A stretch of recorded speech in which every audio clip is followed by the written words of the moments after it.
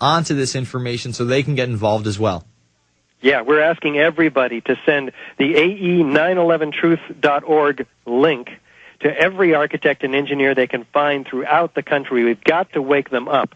AE911truth.org.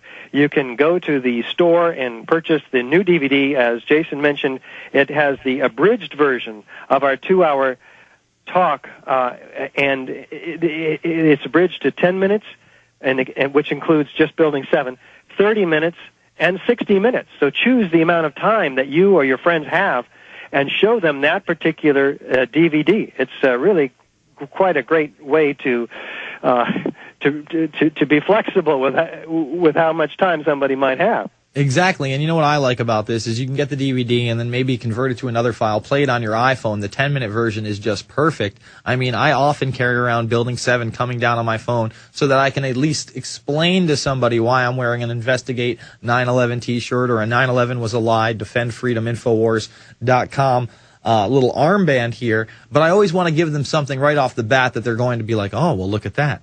You know, and Building 7 was really, in my last film, Fabled Enemies, the only building that I really showed, and I didn't even have to allude to controlled demolition just by showing the videos and playing Barry Jennings' witness account along with news reports of him and Michael Hess. The evidence speaks for itself. Explosives were going off in Building 7, and it was brought down later in a controlled demolition. The evidence is undeniable. Yeah, it's pretty clear.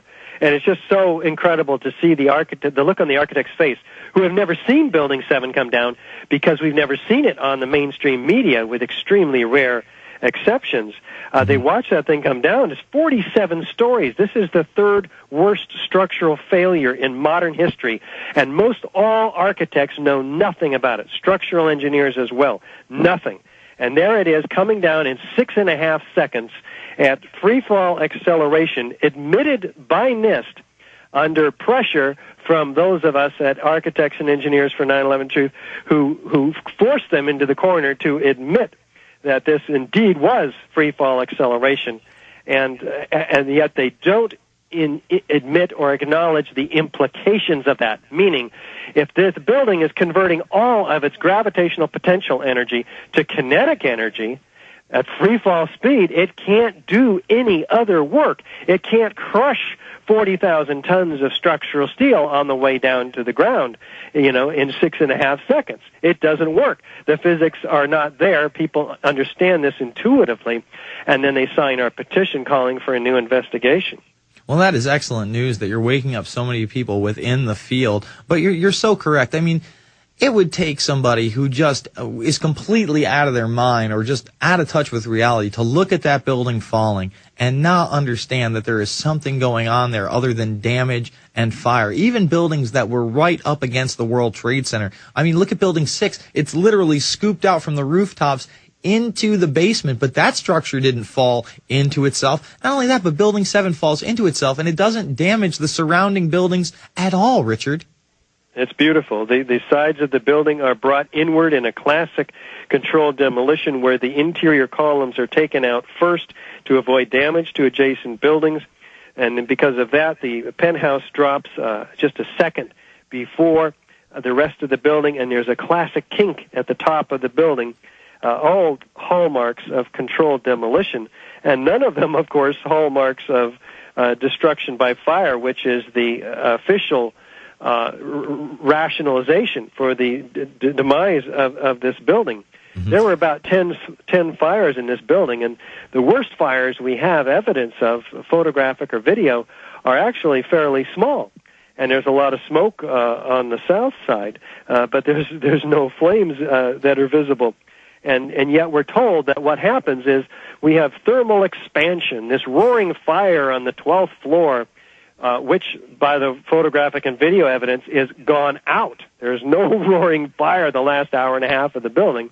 Nevertheless, they say there is, and it's supposed to have thermally expanded these long span beams and knocked the girder off of its seat, causing successive floor failures of 9 floors, leaving column 79 unbuckled for that length. And so the whole thing, it sounds like fairy tales and unicorns to me, Richard. We're going to come back on the other side. I want to talk about a gentleman named Shyam S. Sunder. It's the Inforwarrior with Jason Bermas, prisonplanet.tv, Infowars.com. Streaming live at GCNlive.com as well as prisonplanet.tv. This is the Inforwarrior. We're joined by Richard Gage. And now I want to talk about a person who really was the front man for this NIST investigation and the spokesperson for debunking all the theories before they even had the official report, S. Shyam Sunder. Now, in the initial Popular Mechanics article, before they even put out the book, they quoted Shyam Sunder as saying that at the bottom quarter of the building, 25% was scooped out, kind of like, the building had literally been scooped out of the bottom, and that's why this thing fell, because of structural damage. Now, it turns out when they put out the official report, they had to admit that the evidence showed that it wasn't scooped out and there was no substantial damage to the back of the building. Yeah, that is true. And also they acknowledged in the final report that diesel fuel was not a contributing factor. There were generators in the building, and earlier reports blamed these two factors, and they're not factors at all, really. The damage by some of the columns that flew all the way from the Twin Towers somehow 350 feet and 600 feet even from the Twin Towers. Some of these columns and beams hit the Building 7 and presumably started the fires there. But they now acknowledge, really, these are normal office fires which caused the acceleration of this building at free fall, which would require 400 structural steel connections failing per second. Shyam Sunder documents how this building fell due to fire in his computer animation, which bears no resemblance to the collapse of the building as seen on the videos. The computer animation even crimps at the top, bulges at the bottom, and has major warpage and indentation in the perimeter steel structural frame, which is a moment-resisting frame, a very strong frame. So the computer modeling actually correctly models incredible warping as we would expect, but that's not what we see in the videos. It's a straight-down symmetrical collapse, uniform acceleration. In fact, their computer modeling disproves the fire theory as anything could.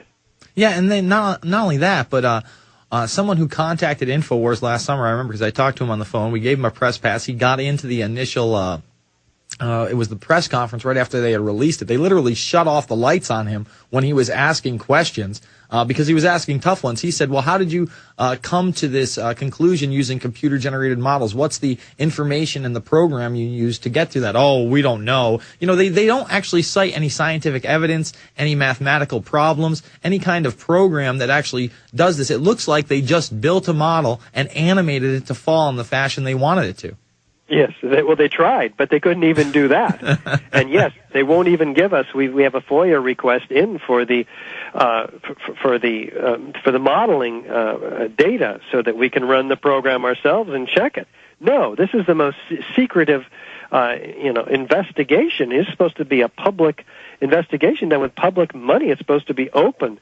And the same with the Twin Towers modeling. It's ludicrous. They try to show us that this 15-story section above the jet plane impacts, in the case of the North Tower, drove this building down due to its incredible weight at almost free fall speed. Turns out to be 2/3 of free fall acceleration, a smooth, continuously accelerating down through the strongest and coldest part of the building. In other words, it's not on fire down below jet plane impacts.